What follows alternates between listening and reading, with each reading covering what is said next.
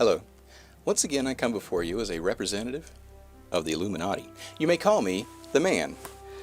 Well, this week's topic comes to us from the UK, or rather from the UK leaving the EU, in the process of leaving it anyway. And yeah, you guys have been very vocal. Hey, the Man, why'd you let this happen? Hey, you know, I'm kind of tired of being blamed for things that happen by vote, all right? We have set up a whole system in the Great American Experiment over in the UK where people represent the masses. And so the masses vote those people in, and those people are supposed to know what they're doing, okay? That's got nothing to do with us. You are the ones who decide who to vote for. You are the ones who decide whether or not you want to hold a referendum on something and just by mob rule decide, you know, the fate of the country. That's up to you. That means, of course, that your leaders are idiots, and in fact, they should probably not be in the positions they are in, and they are, in fact, no longer going to be there in certain cases. But that's got nothing to do with us. Except it kind of does in this case. All right, now listen, generally it has nothing to do with us. But this specific case, it's kind of my fault. As most of you people who have watched the channel for a while know, I became the Man after the events of September 11th, 2001. The previous the Man decided after those events that humanity was probably not all that going to survive the entire Anunnaki audit in 2012, and so he left. He took off. He's gone. We have no idea. We don't know where he's at, and we know just about everything that happens on this planet. So that means he's gone. He's so yeah. I took over and tried to, in the 11 years that I took over, not quite, yeah, a little bit more than 11 years that I took over, make sure that humanity survived the Anunnaki audit. And of course, at the time, that was the only real thing that we were worried about, you know, the extinction of humanity in December of 2012. We wanted to get past that. So, and it relates to, of course, how we used to do things. Now, back in the day, many years ago, we had thousands of people all across the planet in constant communication, going back and forth, telling us what's going on. We hold meetings, we decide what to do, based, of course, on the manuals the Anunnaki left thousands of years ago about how societies develop and how things, I mean, they don't really know us. I mean, we have to make little tweaks to it because we're the only human beings in the entire universe. It's us. It's right here. They started right here. We're right here. We haven't branched out yet. Here we are. So, you know, really the Anunnaki are kind of like, they're guidelines, what they left, and you have to kind of adapt them to the species that's using those guidelines. So there's a little gray area in between, and there's always some uncertainty, and so we were trying to talk and everything else. Well, along came the really big computer, the RBC, and it is just fantastic. I mean, it eliminated thousands of jobs, and of course, but yeah, it does the job better. You're able to see the projections so much better, and it was great. And so in the time of transition between one the Man and the other the Man, there is a period of our own audit. We look at what we're doing. Are these things working well? Are these things not? And it was discovered then that we had in fact been hacked in our really big computer back in the 90s. The internet was new, okay? Not the ARPANET, the 1950s, no, the internet. Everybody was kind of hooking on AOL. Remember the screaming stuff? No, you're probably not old enough? Okay, never mind. But there was a little scream that ever happened whenever you hooked to the internet, and you got mail and all this kind of stuff. All that happened, and so we decided it might be a good idea to come out of the shadows, maybe establish an internet presence or what. It was a bad idea. It was a bad idea. And at that time, when security wasn't exactly the catchphrase of the day, we were hacked. We were hacked, and so it was before Laney. So can't blame Laney. Laney's right over there. Laney's the guy who takes care of our tech stuff. You can see him on the episodes if you watch those. He loves that computer, and that's not too strong a word. No, it's like a romantic.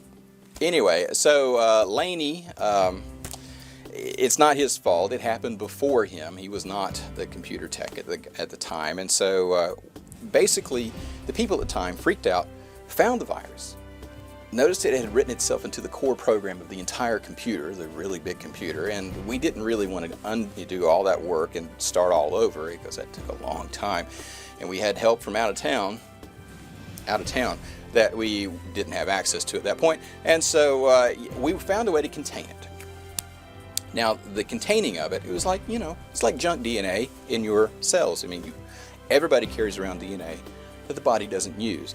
DNA is for horns and stuff like that. And it's a good thing you don't use it, because you get a horn sticking out of your butt, it might make things difficult in your life. But it's still there, and it's just not expressed. And so that's what we did with this. We thought, hey, let's take a clue from the DNA in the human body, and let's just seal this part off. This part of the core just won't work. And we did it. But that requires a certain amount of maintenance. And Laney is only one person. He has to go on vacation occasionally. We make him go on vacation. It's kind of disturbing, Laney, how much time you spend with that computer. I'm just saying, you need to go away. Anyway, we make him go away for a couple of weeks at a time, 2 or 3 times a year actually, or otherwise we'd never. It's kind of creepy. It really is. But anyway, while he was gone, the previous Johnson, not the current Johnson, I can't blame him, unfortunately, but the previous Johnson was in charge of maintaining that schedule of maintenance that kept that particular core virus shut down. And unfortunately, he dropped the ball. And so what happened was it activated, and then it went silent. So it looked like it had not activated, but it had activated. And we're looking at like early 90s, I mean late 90s, excuse me, early 2000s. We're talking like very subtle things, putting things into the culture, sending out emails at the time. We're not connected to the internet. We have our own connection, but we can hop onto it from that connection and not be hacked, because nobody can find our way into it. It's way part of the dark web. Nobody's ever even seen it. It's really kind of a unique thing that but I'm getting off track. Yeah, so sending out emails, talking to publishers, things like that. All this happened underground while we didn't notice. And then, of course, I came in 2001, and I was much more interested in humanity's survival than I was in the outcomes of this virus. And it seemed a lot more important to make sure humanity survives, whether Britain stays in the European Union. You know, scale-wise, you gotta get important things first, and then you deal with the other things. And so, yeah, it was just slipped. It slipped through the cracks. That's just all there is to it. I'm the guy in charge. It's my fault. Who did it, you might wonder? Why did they do it? How did they do it? Well, that's another story. You see, the thing is, when you're looking at a long-term game, you make subtle changes. You know the old butterfly effect. Butterfly flaps his wings and it rains in China or something like that. It's kind of that way. And so you make subtle changes, and that's how we actually rule the world. We make subtle changes to the culture of various places. We put things out into the media. Sometimes they catch on, sometimes they don't. We have a really big computer that kind of figures all that out. And so what you basically do is you're like, okay, here's the plan.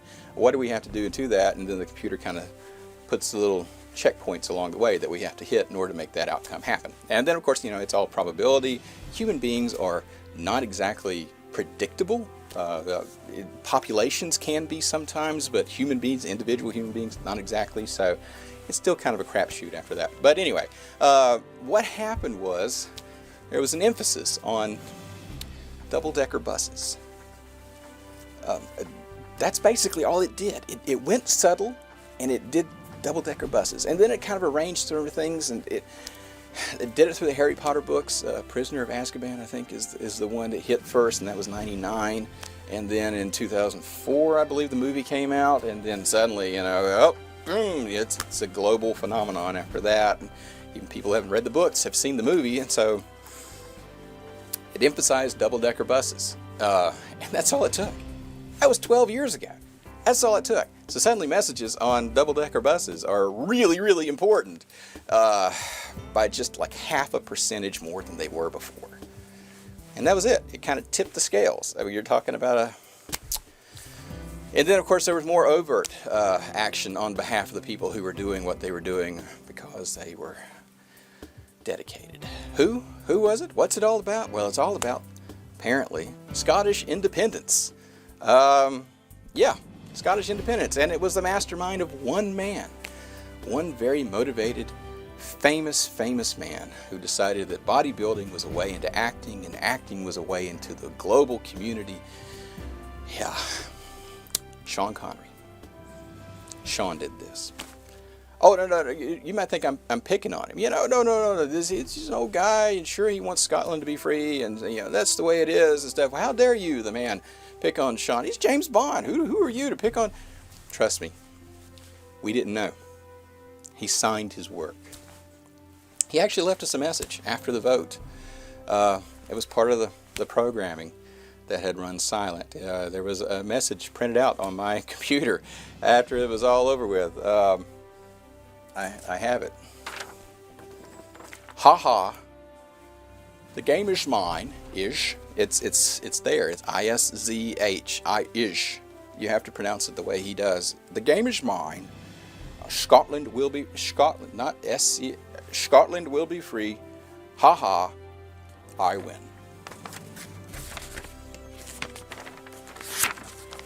So that's what happened. Sean Connery knocked the UK out of the European Union. And I know that concerns a lot of you. And trust me, it'll never happen again.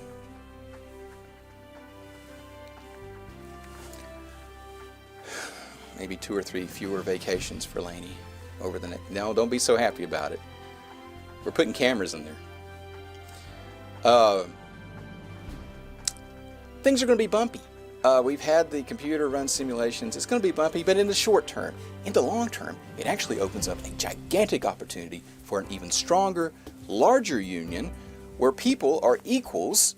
Countries, nations, cultures come together of their own free will, come together with unique and varied points of view, but toward a common goal of peace and prosperity for the entire planet. Right? That's what the printout says. And it's going to take a while to get there. It really is. In the meantime, it's going to be tough.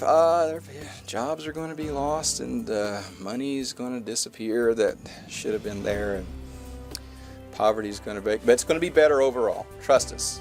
We in the Illuminati are certain that's going to happen. That's our whole goal. We're trying to make this world a kinder, more gentle place in which to live, where humanity comes together of its own free will and decides that we are going to embrace the destiny that was planted in us so many years ago. We're going to reach out to the stars. We're going to spread our culture beyond there. A very kind culture, very gentle culture. It will happen. We'll get sick of all this fighting and stubbornness and use that stubbornness that's innate in us to do great things.